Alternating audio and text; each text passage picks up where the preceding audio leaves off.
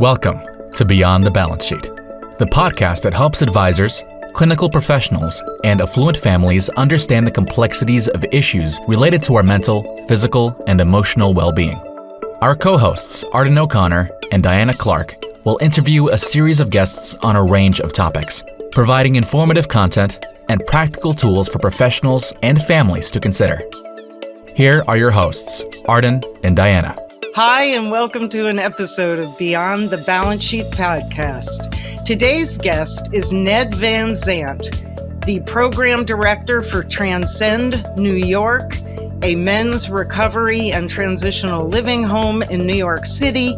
He might be recognizable to you. His voice may be audibly recognizable to you. He is an actor, a writer, and a man with a long-term recovery story of his own and why he does this work. So, welcome, Ned. Thank you for joining us. Oh, thank you, Diana. It's great to be here. So, let's start at the very beginning. What drives you to do this work? Well, I'm from Texas. I came from a line of pioneer family. My great-great-grandfather was Secretary of State to the Republic of Texas before it became a state. His son, my great-grandfather, was one of the founders of the city of Fort Worth. I had a very exotic childhood. I grew up, my dad worked for an oil company, and so I grew up in Venezuela, Somalia, London, Rome, and then when I was 11, we moved back to Texas, and I had seen the world, and I did not want to be in Fort Worth, Texas. And so this coincided. This was the late 60s, early 70s. I went to a series of boarding schools. I ended up at one in Lenox, Massachusetts, which is a pretty great school. And there I developed a passion for acting. My mother had been a big band singer in the 1930s. And so I think I got my showbiz appetite from her. But anyway, I guess I call myself a child of the 60s and 70s. And so I was right there when sex, drugs, and rock and roll hit. And I jumped on that train. And, it's quite a story, but I'm here to tell it, and I'm alive and happy and healthy. But what drives me to do what I do? So I got sober for the first time in the late 80s. And I put together about 12 years of sobriety. And I did the regular thing. I went to a couple of treatment centers. I did 12-step programs. I kind of rebuilt my life from what I thought was a colorful bottom. But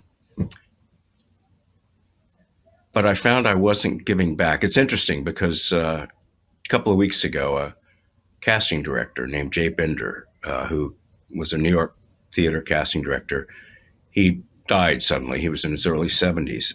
And in the 90s, when I was sober, I worked for him. And in addition to being an actor.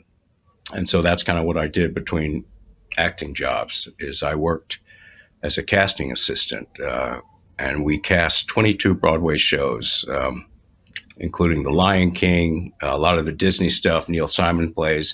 But what I found was that I really liked giving back. I liked helping actors.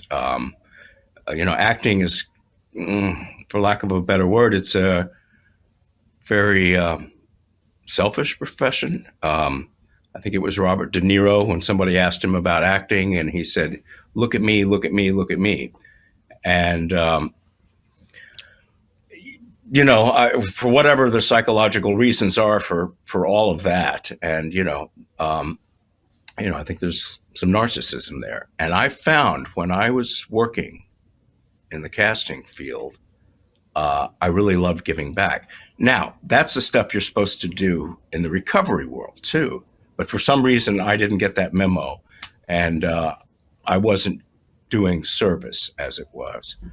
And so at one point in my acting career in the late 90s, I was getting some good jobs, and I decided, it was time for look at me, look at me. And so I quit working in casting. And it wasn't long after that I happened to be at the gym one morning, and I wasn't quite awake, and I was actually doing a play on Broadway at the time. And the story was I was bench pressing, and the bar slipped and hit my chest. I thought I'd cracked a rib.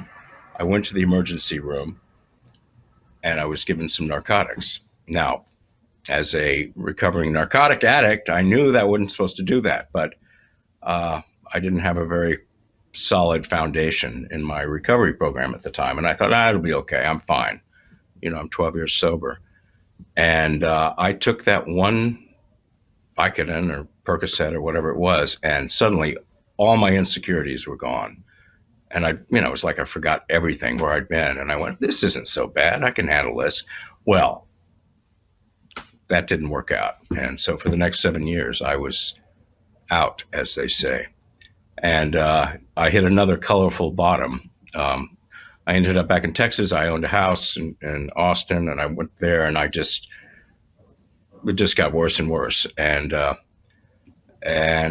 finally culminating with me getting arrested for possession of drugs, and one of the worst counties of Texas that you can have that happen to you. And I ended up in jail. And this time there was nobody to bail me out. My mom was long gone. My dad was gone. I had a brother and sister, and they weren't going to put up with it anymore. And it was the best thing that ever happened to me. So that experience, which was in 2006, was the worst experience of my life and the best experience of my life, because anyway, it's a great story. I've written about it. And so I got sober again. And, I celebrated 15 years in January. And what I discovered and what I remembered is that, this time I followed directions like I was supposed to. I mean, I went to a treatment center. And I ended up living in a sober house, a transitional living facility in Honolulu. I recommend everybody get sober in Hawaii. It's the best place to do that. But I ended up living in a sober house for over a year, and I became the manager of that sober house. And so that was the genesis. That's where it started. And I thought I should work in this field. But I was ambitious. I moved back to Los Angeles. I moved back to New York 10 years ago. And I've had some success as an actor, but there are those downtimes. And about 5 years ago, I met a friend socially, and he worked in this field, and he said, you should come work. And so that's what happened. And I'm passionate about it. I love it. I still do the acting when I can. Less theater now because time constraints, but occasionally I will, do a guest star part on television or a film. And, it's about giving back. But it really came full circle when my friend passed away a couple of weeks ago. And I went, aha, that was it. I was giving back. I wasn't, me. And so that's kind of what drives me, because, as they say, you can only keep it if you give it away. And that's been my experience. So that's a great intro to, I have a friend with long-term recovery, and he always says, the thing you don't get about me, Diana, is I may not be much, but I'm all I think about. And that, we laughed. And I guess that's a pretty common line in some of the recovery circles. But I would imagine, Ned, that theater, acting, the focus of the limelight on somebody is going to increase that potential for self-aggrandizement in that moment. I would imagine. Oh, sure. And it's having, yeah, I mean, there's stories of actors and substance abuse, and it's you gotta find what your core is, what your Mm-hmm. spiritual connection is, something that keeps you going, whether it's family, animals, God, Right. Buddhism. You got to have something, and other than the job, the fame, the work. The job, the fame. Right. Yeah, yeah, So let's talk about giving back. Giving back can be that something, right? Isn't that what you wound up finding, that helping other people actually helps you recover?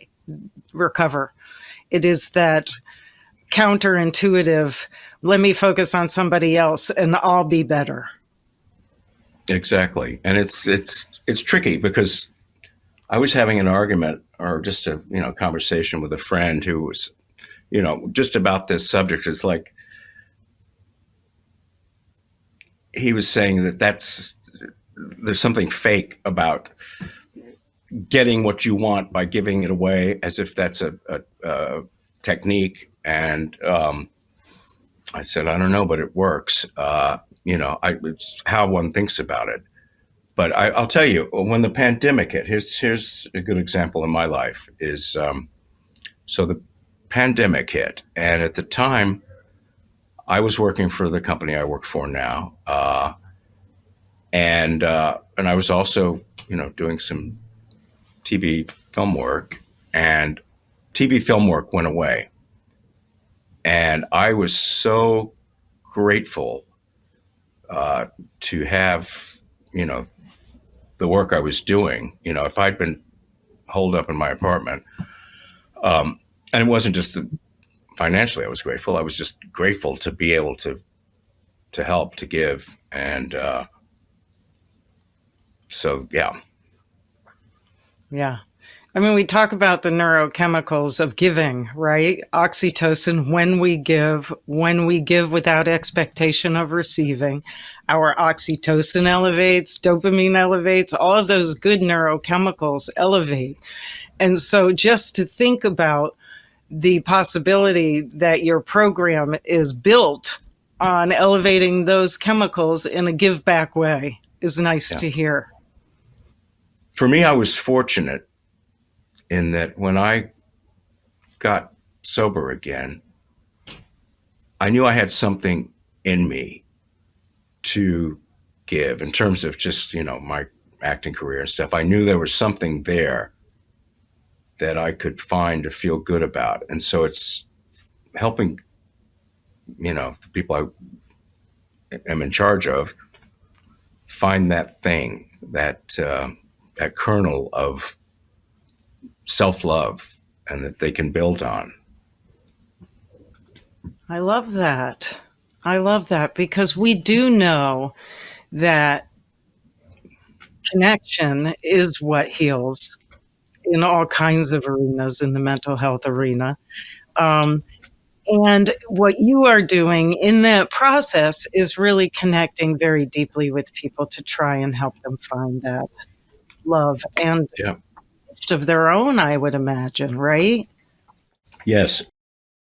And it's tough,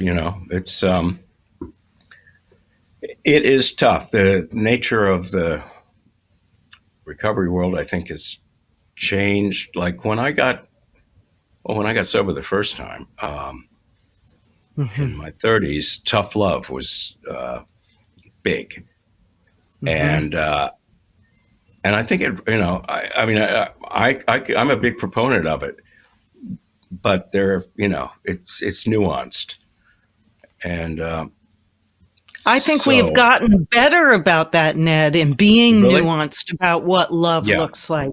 Yeah, We exactly. can call it whatever we want. Tough love, love. It's a Right. little more like, Yeah. less sweet, a little tougher. Yeah. But there is a middle ground now that we didn't used to have. It seemed all or Exactly. nothing 40 years ago. And now families have Yeah. a range of options, as do people who help them. Truly, yes. If you were Ned of 40 years ago, what advice would you give yourself? Oh my God. don't move into the Chelsea Hotel. Yeah. When I was, how old was I? 24. Much younger. I had a girlfriend. I was an actor in Los Angeles, and I had a girlfriend who was a supermodel, actually. This is right when that term was, Andy Warhol had discovered her. She was beautiful. She was from Bulgaria. She was wonderful. And, but I just kind of was swept up in that whole, I mean, it was quite a time, but Studio 54, all that world. Anyway, I ended up living at the Chelsea Hotel with Sid Vicious and Nancy Spungen. I moved in the same week they did. Sid Vicious of the Sex Pistols. It's funny, when I tell this story to some of the kids I work with, they have no idea. And I mean, some of them do. Some of them like were wearing Sid Vicious T-shirts, which is not such a good thing. Right. But anyway, I just went into that world. I was like a preppy actor with a tweed jacket and wire rim glasses with this exotic Bulgarian girlfriend. And through a series of circumstances, we had a big fight. And I ended up moving into the Chelsea Hotel and lived there for a couple of years. And boy, I just, I jumped into that world. And that's one of my colorful stories. Yeah, the Chelsea Hotel. I remember the art on the walls depicting so much of that era, even decades later. Yeah. Oh, yeah. It's. But I could see where it would be a stair step downward as opposed to enlightenment that we were all seeking in that era. Yeah. Oh, yes, very much so. Right.